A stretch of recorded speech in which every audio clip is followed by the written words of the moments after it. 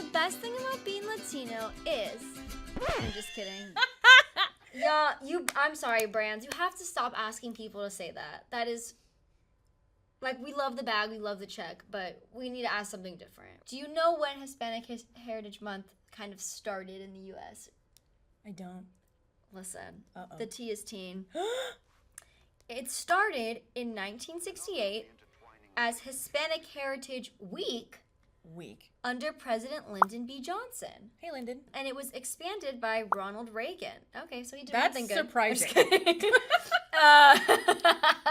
It was expanded by Ronald Reagan in 1988 to cover a 30-day period. Or the reason it starts September 15th is because it was originally only supposed to be a week. So it was that week, and then they just added more onto it.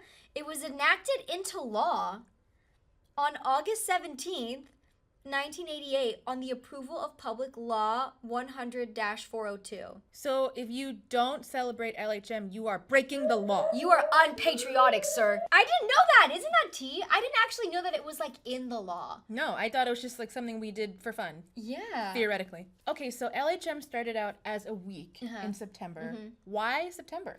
Well, September 15th is a lot of Latin American countries' Independence Day.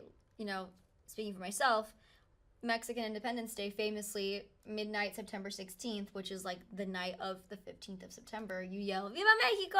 Like crazy. On September 15th, it's the anniversaries of 5 other countries. So we have Costa Rica, El Salvador, Guatemala, Honduras, and Nicaragua. But that's cool. So we kick off LHM by celebrating a bunch of Latin countries' Independence Day. That's fun. And the reason for October is to kind of bring along the Indigenous Peoples Day, well, formerly known as That's Columbus the 11th, Day. right? Yes. October 12th. This day honors the diverse and mixed heritage of Latin America that emerged after Christopher Columbus' arrival in the Americas. By accident. Yeah. People forget that. He was dumb and bad at his job. He wasn't supposed to be here. You're not supposed to be here! By extending the celebration to October, we recognize not only the independence and sovereignty of Latin American countries, but also the cultural fusion and rich histories that define Latino identities today. So, LHM is meant to encompass Indigenous Peoples Day, which was only recently dubbed Indigenous Peoples Day. So it was originally intended to include Christopher Columbus Day, which I don't like. Yeah, and well, it's funny because at first I was like, oh, maybe it's because of Day of the Dead, but that's all the way at the end of October. Yeah, and by then it's over anyway. So, LHM, that's us. We're here. We celebrate it. Do you do anything specifically to celebrate LHM? Cash that check. No, I'm just kidding. No, I don't. Like, it's not something that I'm like I said, I didn't grow up going like, it's September 15th, it's LHM. Like, you know what I mean? Like, it wasn't anything like that. I feel like for those of us that work in media, LHM is a big, like, working month.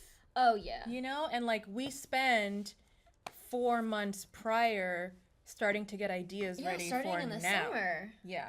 I will say I think it's awesome because I think a lot of small Latino-owned businesses get a little boost during this time because buy from Latino-owned businesses during this month, but you should be buying from Latino-owned businesses every single month, every single day when you can.